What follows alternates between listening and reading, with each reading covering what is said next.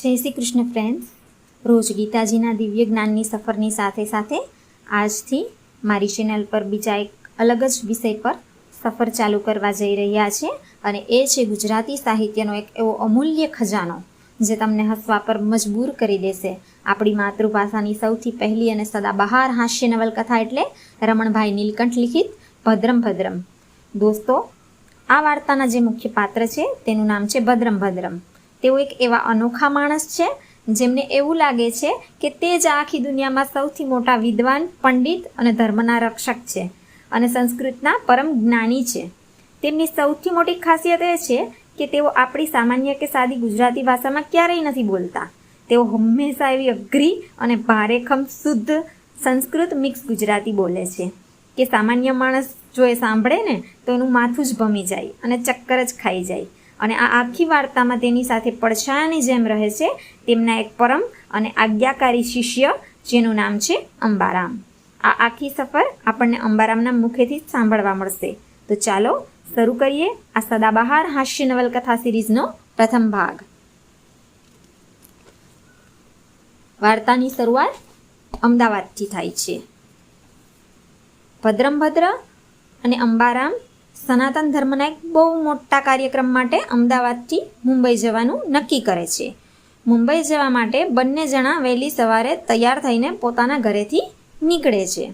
ભદ્રમ ભદ્રમ રસ્તામાં ચાલતા ચાલતા પણ અંબારામને મોટી મોટી જ્ઞાનની વાતો અને ઉપદેશો આપતો જાય છે અને કહે છે કે આપણે કેવા પવિત્ર કાર્યો માટે જઈ રહ્યા છે, અધર્મનો નાશ કરવાનો છે, આવી બધી વાતો કરે છે.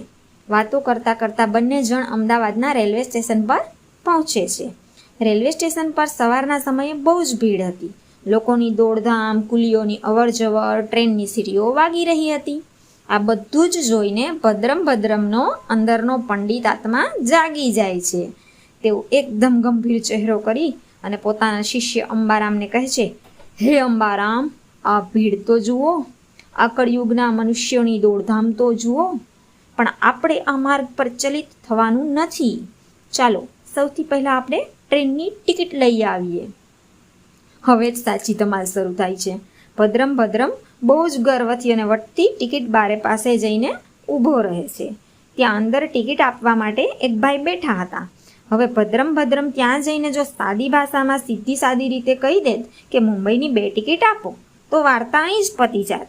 પણ ના, આ તો ભદ્રમ ભદ્રમ છે એટલે પોતાની લાકડી જમીન પર પછાડી અને ગંભીર અવાજ કરી અને પેલા ટિકિટ આપનાર માણસ તરફ જોઈ અને શુદ્ધ સંસ્કૃત મિક્સ ગુજરાતી ભાષામાં ભદ્રમ ભદ્રમ બોલે છે, હે યૌવનજન, મોહમયી નગરીની 2 મૂલ્ય પત્રિકા આપો. પેલો ટિકિટ આપનાર માણસ તો પોતાના હાથમાં ટિકિટ પકડીને સાંભળીને જ અવાક થઈ જાય છે કે આ સવાર સવારમાં શું બોલે છે આ માણસ. તેને કંઈ ખબર જ ન પડી. તે બોલ્યો, અરે ભાઈ સાહેબ, શું બોલો છો? સાફ સાફ બોલો ને, ક્યાં જવું છે? પાછળ લાઈન લાંબી છે, મારો ટાઈમ ના બગાડો. આ સાંભળીને ભદ્રમ ભદ્રમને બહુ જ ગુસ્સો આવ્યો. તેમણે પોતાની આંખો મોટી કરી, હાથ ઊંચો કર્યો અને સહેજ મોટેથી કીધું, અરે અજ્ઞાની જીવ, તને એટલી ખબર નથી પડતી? મેં તને બહુ જ સ્પષ્ટ કીધું કે મને મોહમયીની 2 મૂલ્ય પત્રિકા આપ. મોહમયી એટલે મુંબઈ નગરી અને મૂલ્ય પત્રિકા એટલે ટિકિટ. પેલો ટિકિટ આપનાર ભાઈ પણ હવે ગુસ્સે થઈ ગયો. તેણે કીધું, અહીં કોઈ મોહમયી બોહમયી નથી ચાલતું. સીધું મુંબઈ બોલો, નહીતર લાઈનમાંથી બહાર નીકળો. આ આખી ધમાલ જોઈને આજુબાજુ ઊભેલા લોકો ખૂબ જ હસવા લાગ્યા. ભદ્રમ ભદ્ર પોતાના શિષ્ય અંબારામ સામે જોઈ અને અફસોસ સાથે કહે છે, જોયું અંબારામ, આ કળિયુગનો કેવો પ્રભાવ છે. આ માણસને આપણી પવિત્ર અને શ્રેષ્ઠ ભાષાનું સહેજ પણ જ્ઞાન નથી. આ દેશનું શું થશે અંબારામ? આ દેશનું શું થશે? આવું બોલ્યો અને અંબારામની સામે જોઈ અને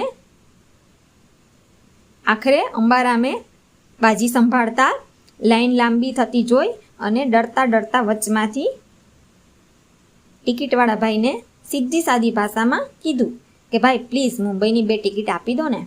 ત્યારે માંડ માંડ પેલા ટિકિટ બારી પર બેઠેલા માણસે મોઢું બગાડીને 2 ટિકિટ આપી દીધી.